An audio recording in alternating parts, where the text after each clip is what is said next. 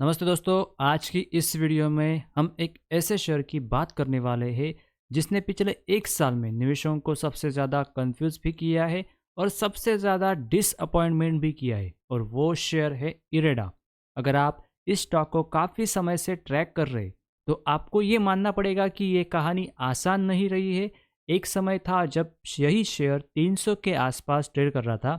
हर जगह सिर्फ renewable energy, green future और गवर्नमेंट पुश की बातें हो रही थी, लेकिन आज रियलिटी ये है कि वही स्टॉक अपने हाई से करीब 50% से ज़्यादा टूट चुका है।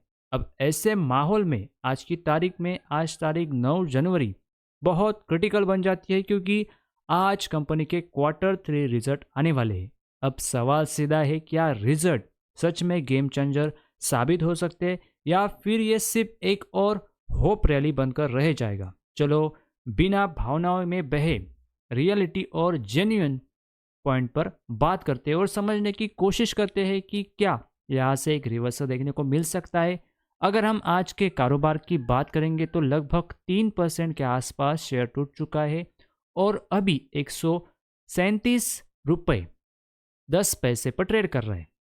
अब दोस्तों, सबसे पहले बिजनेस अपडेट की बात करते हैं, क्योंकि शेयर का भाव गिर सकता है, लेकिन अगर बिजनेस जेन्युइनली ग्रो कर रहा है तो उसे इग्नोर करना बेवकूफ़ी होती है। इरडा ने क्वार्टर 3 से पहले जो नंबर शेयर किए हैं वो दिखने में स्ट्रांग है। लोन सैंक्शन में करीब 29% की ग्रोथ दिख रही है। लॉन्ग डिस्टर्बेंस और भी ज़्यादा तेज हो रहा है, लगभग 44% की जंप है, और पूरी लोन बुक में करीब 28% की बढ़ोतरी है। अब यहाँ एक बात समझनी बहुत ज़रूरी है। ये नंबर्स यह बताते हैं कि कंपनी काम तो कर रही है, पर पैसा भी डेवलप हो रहा है, प्रोजेक्ट भी चल रहे हैं, लेकिन इसका मतलब ये ऑटोमेटिक प्रॉफिट जंप नहीं होता।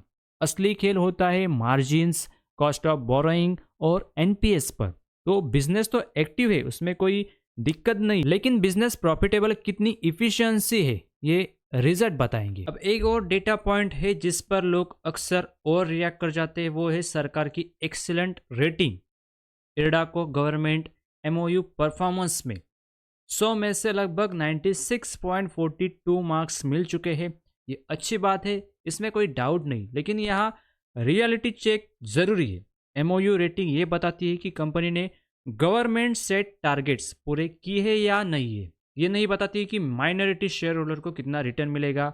मतलब ये ऑपरेशनल डिसिप्लिन का सिग्नल है, वेल्थ क्रिएशन की गारंटी नहीं। इस फर्क को समझना बहुत ज़रूरी है, वरना इन्वेस्टर नहीं, आप एक अंधभक्त बन जाओगे। अब आते हैं सबसे इंटरेस्टिंग हिस्से पर, वो है शेयर होल्डिंग पैटर्न। जब स्टॉक अपने लो के आसपास था उसी समय एफआईएस और एफपीएस ने अपनी होल्डिंग बढ़ाई थी, लगभग 1.92% से 2.7% की कर दी थी। ये कोई मैसिव बाइंग नहीं, लेकिन ये सिग्नल ज़रूर है कि जब बाकी मार्केट से फॉरेन इन्वेस्टर अपना मनी निकाल रहे तब इरडा में सिलेक्टिव इंटरेस्ट दिख रहा है। लेकिन पिक्चर का दूसरा साइड भी देख लो। म्यूचुअल फंड ने इसी पीरियड में अपना स्टेक थोड़ा घटाया है, लगभग 0.22% से 0.12% डिक्रीज कर दिया है।